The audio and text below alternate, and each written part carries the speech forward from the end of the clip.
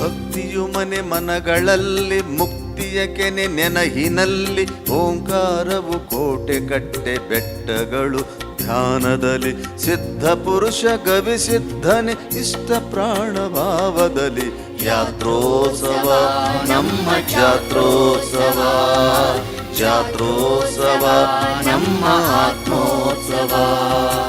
ಭಕ್ತಿಯು ಮನೆ ಮನಗಳಲ್ಲಿ ಮುಕ್ತಿಯ ಕೆನೆ ನೆನಹಿನಲ್ಲಿ ಓಂಕಾರವು ಕೋಟೆ ಕಟ್ಟೆ ಬೆಟ್ಟಗಳು ಧ್ಯಾನದಲ್ಲಿ ಸಿದ್ಧ ಪುರುಷ ಗವಿ ಸಿದ್ಧನೆ ಇಷ್ಟ ಪ್ರಾಣ ಭಾವದಲ್ಲಿ ಯಾತ್ರೋತ್ಸವ ನಮ್ಮ ಜಾತ್ರೋತ್ಸವ ಜಾತ್ರೋತ್ಸವ ನಮ್ಮ ಆತ್ಮೋತ್ಸವ.